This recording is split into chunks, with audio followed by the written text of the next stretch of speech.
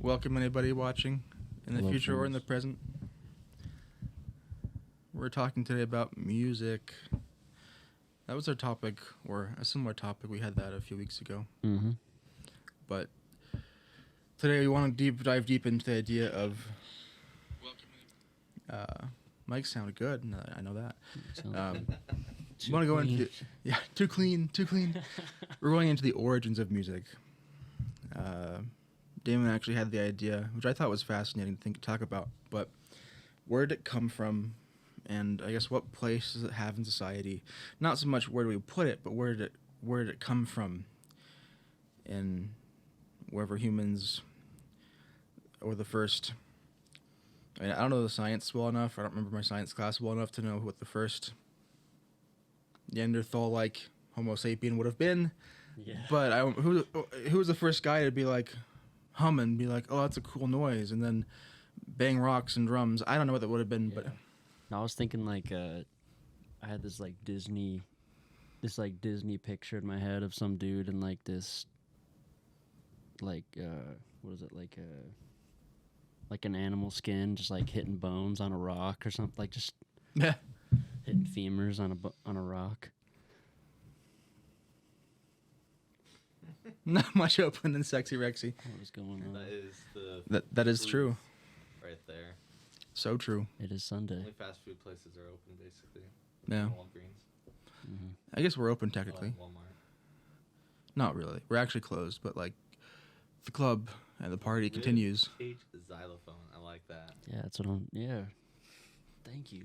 I have no idea. Now I know who the first guy to find old mammoth bones and say, "Oh, I can make noise on this." Just like, or like you just had like a horrible day hunting. It's like, George, don't worry. You know, it's just like starts playing Africa. Yeah. Or doot doot doot doot doot doot. Yeah. The just Down Under song, whatever. It's like, yeah, just that guy just has a nice rhythm. Soothes the soul.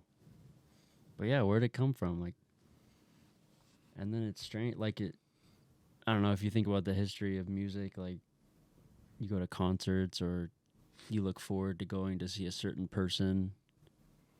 I don't know, like Harlem Renaissance. You wait to go see Louis Armstrong in the opera house or whatever, and you just want to hear that trumpet and that voice. But yeah, like why? Like how did it become this from like the pub pianist in like Shrek or whatever? You know, Yeah. you know that guy in the second one. Well, it's fascinating to see. I would say culture evolves and becomes more complicated across the years, and I'd say music definitely has too. I mean, you look at now we have these softwares to create sound that didn't exist before from natural sounds. Like samples. But not even sampled. We can just like make electronic noises, Yeah. and then that becomes something that we identify as that's also music. That sounds good to me. That sounds cool to me. I like this.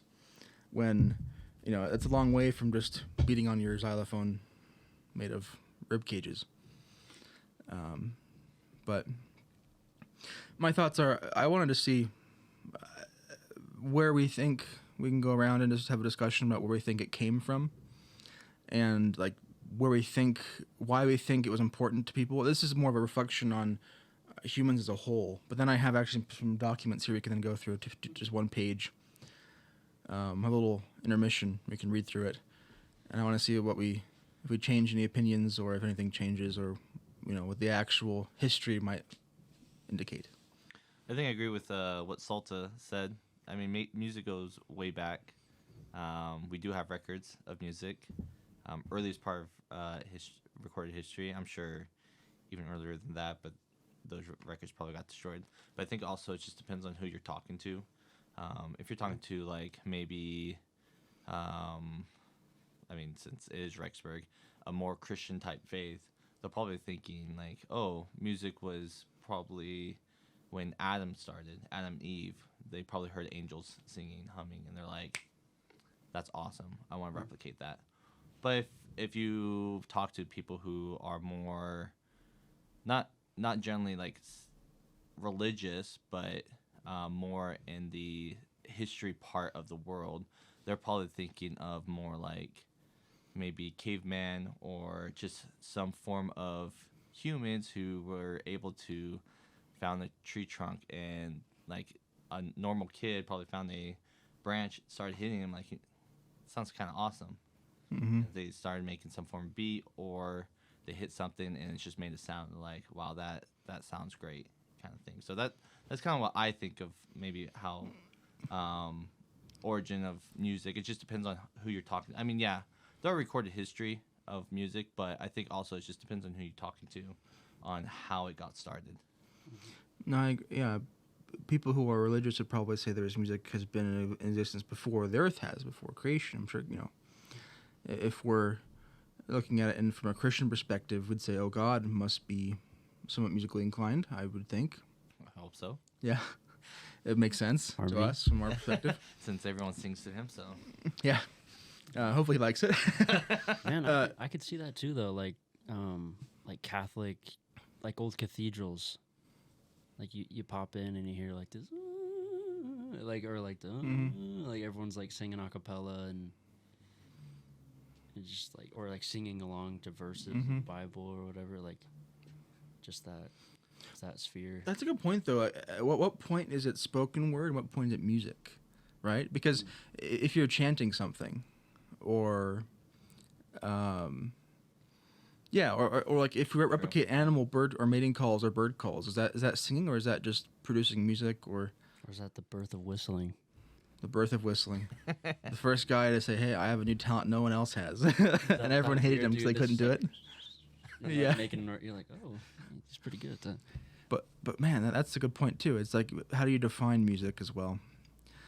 Because I mean, it might be a valid point to say, hey, music only consists of instruments, not vocals.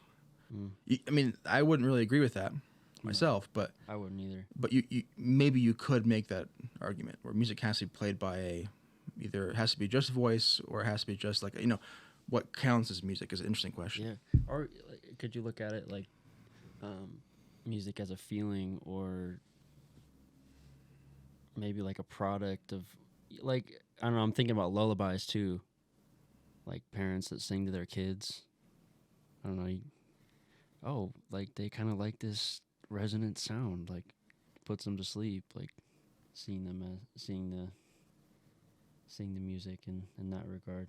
I think also what Salta has been saying, I think a lot of it is us as humans way back when is probably hearing different things from either like what he's saying, like animals, birds, the mating calls. I believe even like wind, when wind's blowing, it hits something just right. It's making this whistling sound. And so it's just, and then the humans want to replicate that. They want to, because it sounds so nice. They're like, I want to do something like that. And so I think music, it could go just all over the place of how it started. And of course, like what is counted as music, like you were saying, JJ,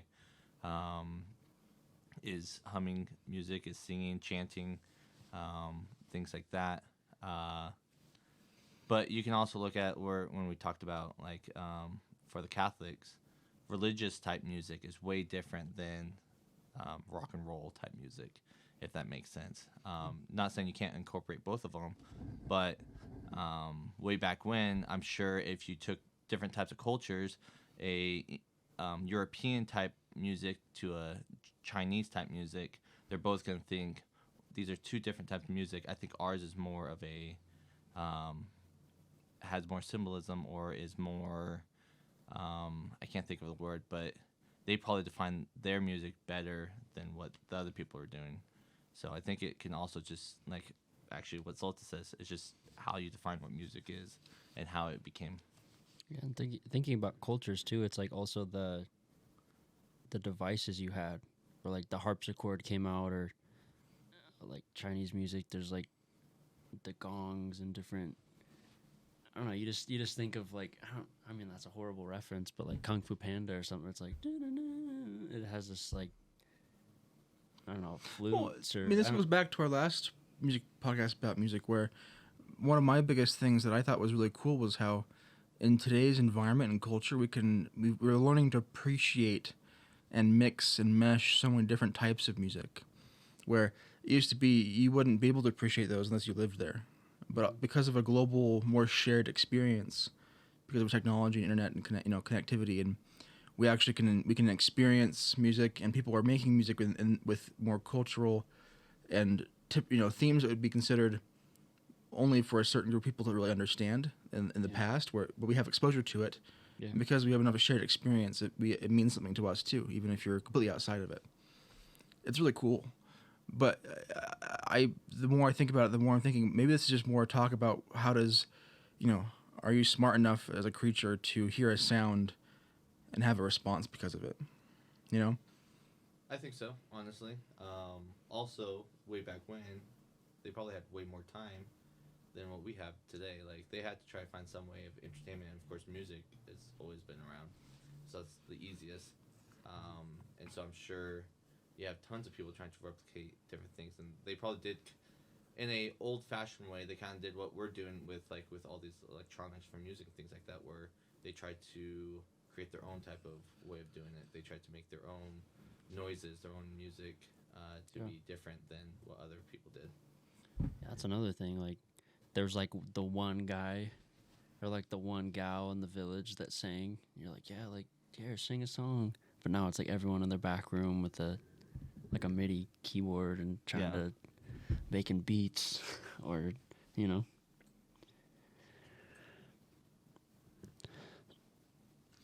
We'll do a quick sound check. Apparently, I'm hearing well. Go ahead and talk. Is that me? Am I the guy from the other side of the What room? about me? Try again. Hello? Testing? You're good, I think. Okay. I just turned you both up a little bit. Oh, you're okay. Sounds good. But yeah, it's a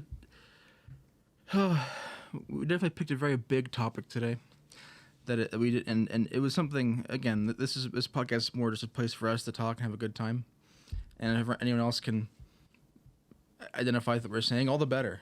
But what I find, I'm still fascinated and blown away by how. Here's an example of what I'm trying to. Maybe this help me say it better.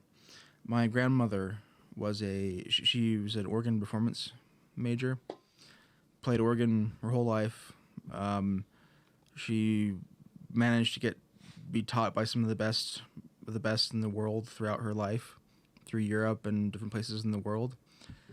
And my dad grew up with that very heavy influence of saying, this music is impactful to us, to our family, to what it means to be in our family. And that was passed on to me. And I have a lot of friends, too, where, my dad and I will play some organ pieces, and it means so much to us because we know it's something that our grandmother practiced a lot, and she played really well. It meant something to her, and somehow that was passed on. And even now I'll hear certain pieces in it, and I can hear more to it than just the noises. It has this impact on me personally and emotionally. That's unique probably to me. Not that other people can't enjoy it. I'm sure other people do enjoy it, but that uniqueness of how, Damon, you can write music, and you write great music, and thank you. But it's fascinating. You're welcome. Fascinating how someone else might hear that and think a completely different thing than you would. Yeah. But they still appreciate it.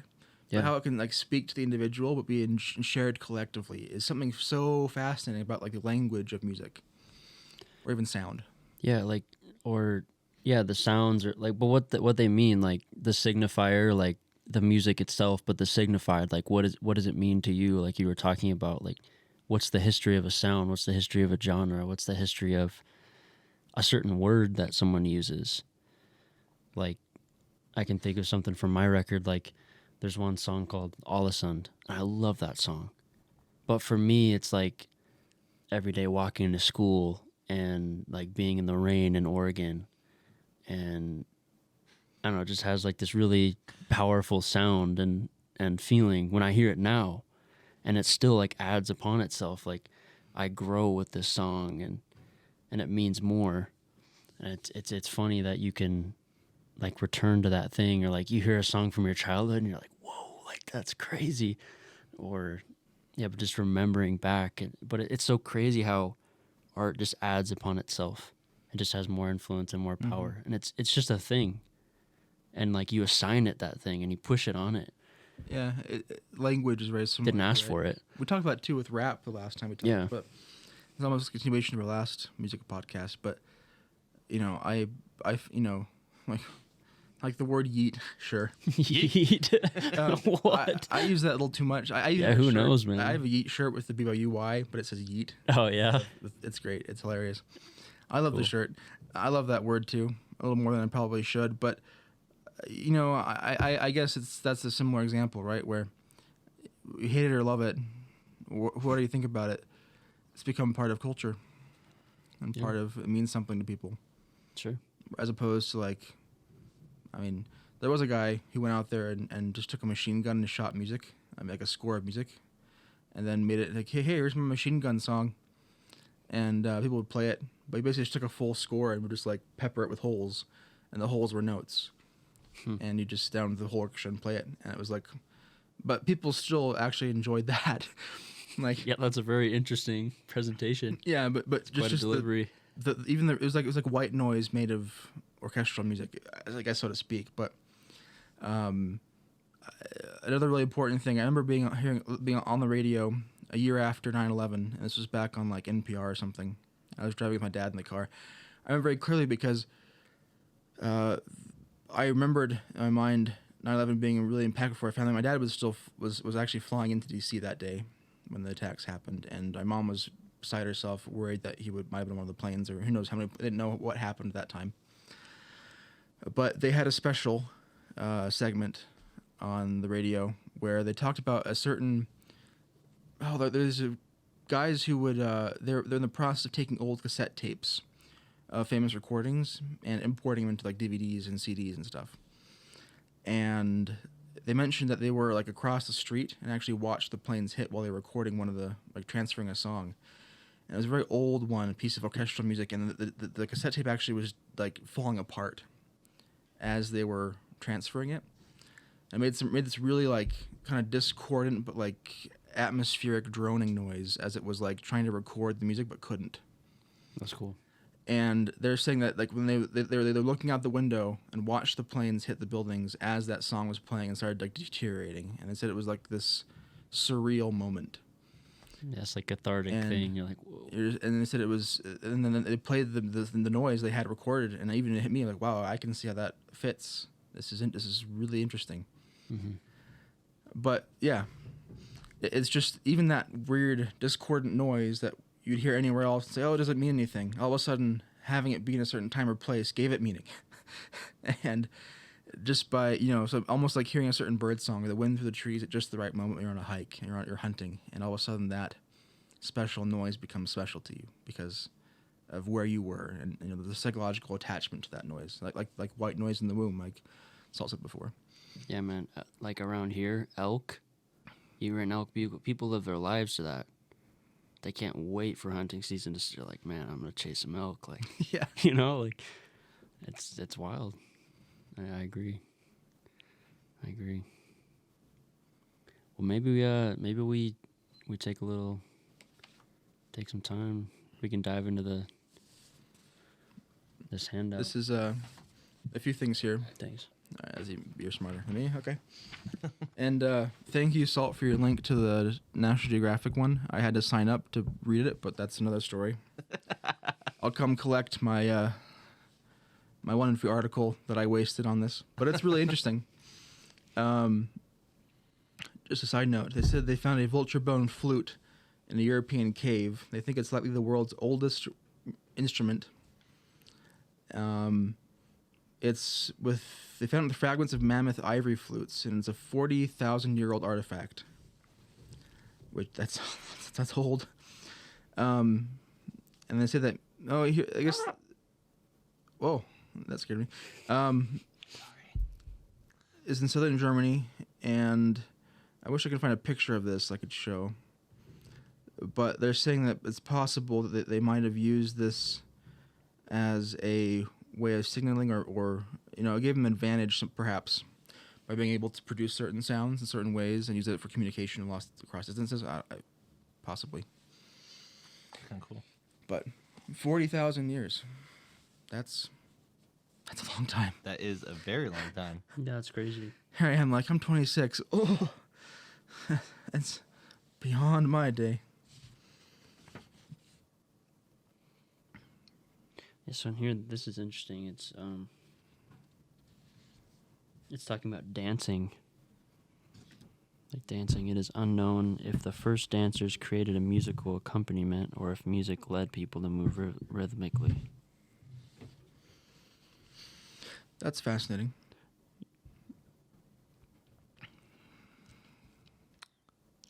You know, I actually like in the second paragraph, where the Jeremy I am gonna butcher it, Montague, answers a question of what music is, and he says that it's sound that conveys emotion. And I think that goes along with kind of what we were saying, especially with your type of emotion, especially with like 9/11, and things like that, where emotion is so powerful that it almost kind of dictates what we do in life, unless we can kind of control it. But if music can activate certain type of emotions or opposite, then it kind of like correlates what you believe music is.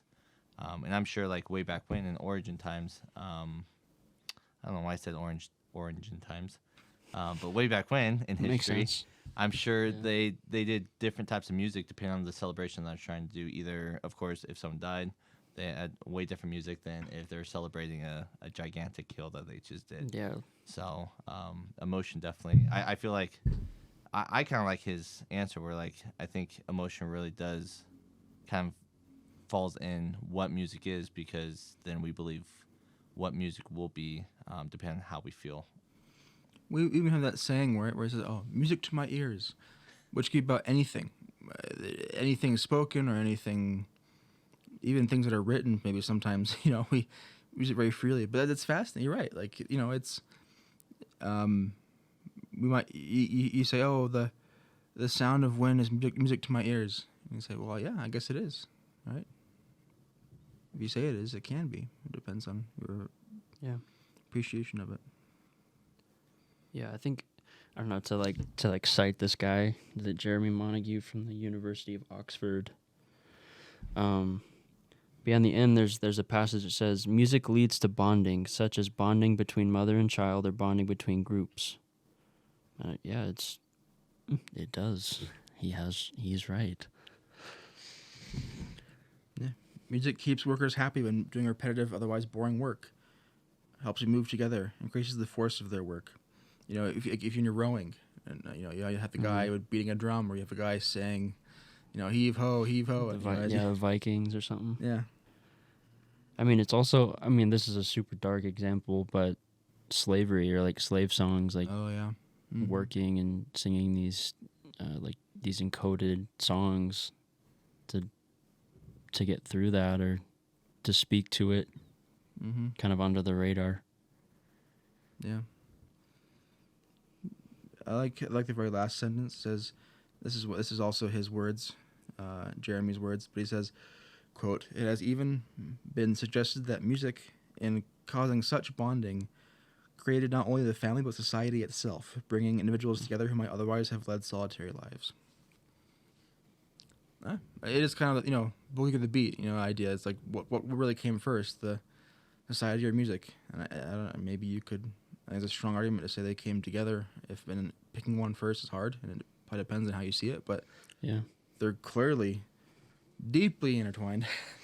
Yeah, no, it's like to connect those. I feel like it has music as an emotion, sound as an emotion, but it's saying that like it brings people together. I feel like it makes like that sound resonates, and it's a symbol that makes sense to everyone. Like, oh, like I could see that, but it's interesting that that's the thing that brings you together.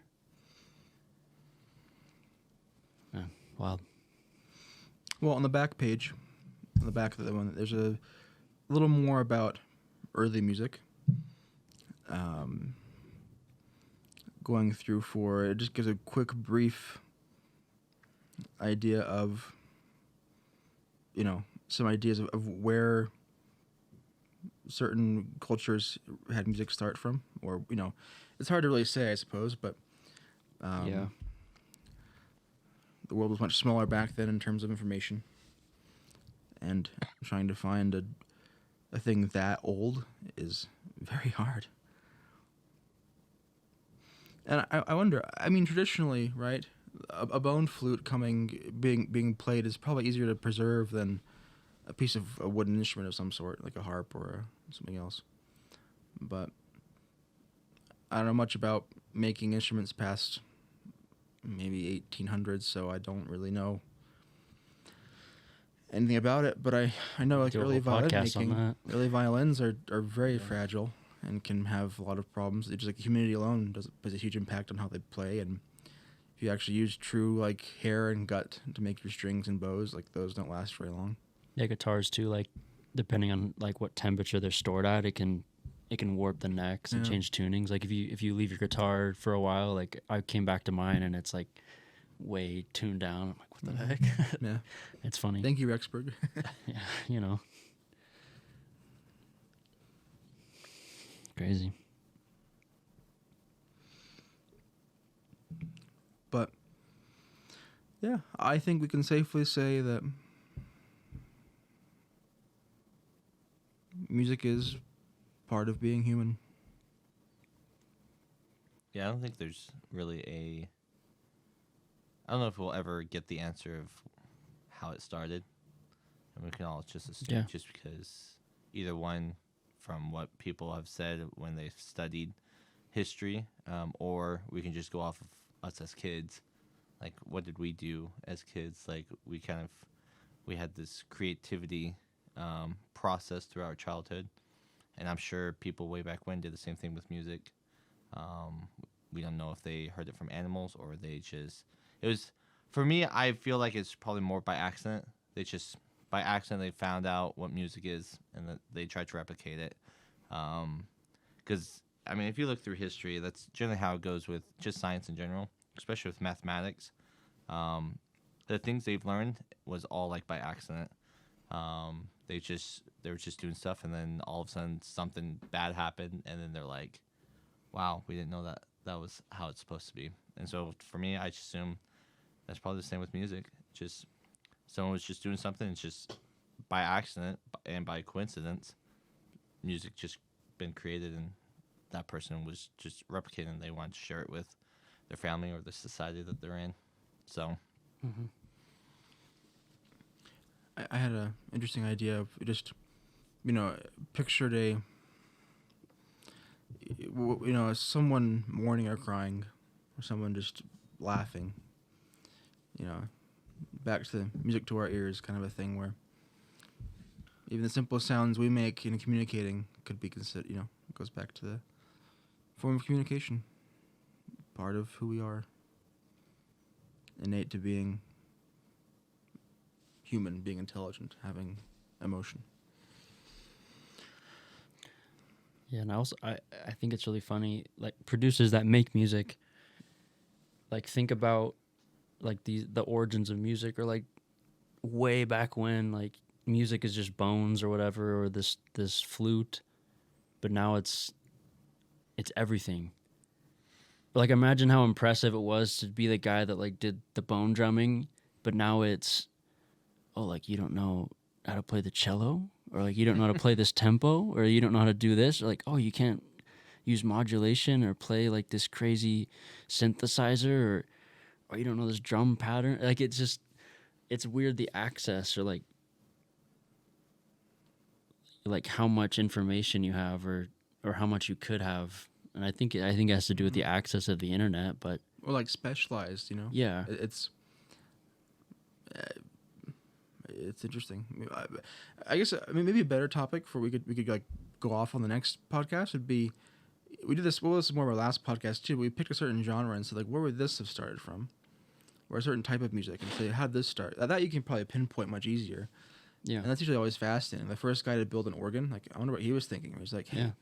I heard that like a flute. What if a flute could just keep going at a push of a button? And he's like, oh, I don't know how it happened, but that'd be pretty Maybe- cool. Also- Maybe he was a lazy guy and it's like, hey, I want to blow into this flute. Yeah, he was a, Yeah. a flutist, and he's like, I want to do it. Yeah. I'm tired of blowing. My poor lungs. Yeah.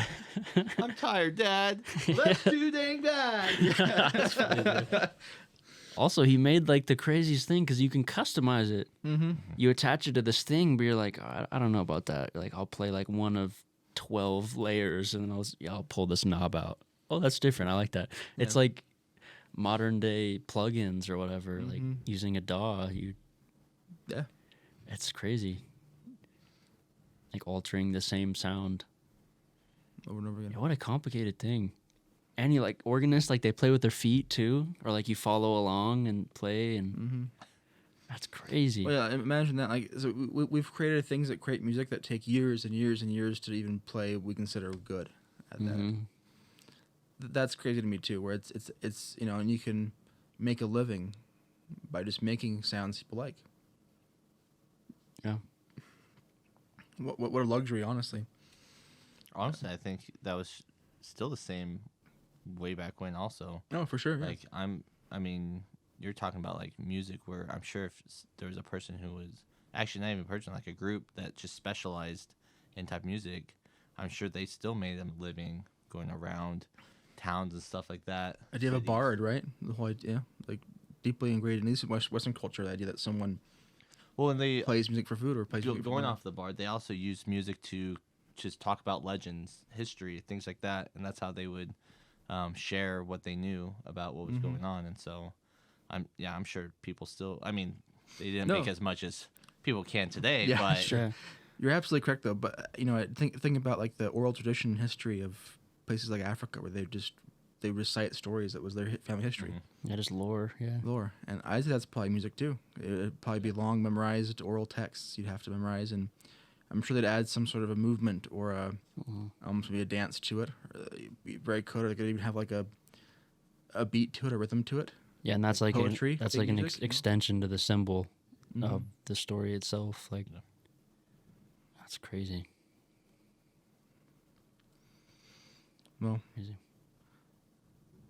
I'll cut us off here. I think we've gone long enough, and I'm getting Good talk. tired. Yeah. Well, not only that, my brain is kind That of was exhausting. getting- Yeah. my mind is a Getting little a too little far in rabbit holes. Yeah, and there's I'm too not many sure where else to questions. go. We've gone full circle.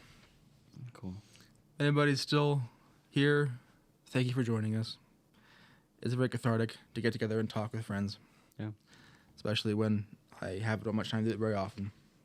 And but thank you all for being here. Thank you, Thank you. Thank you. and we'll be here next week.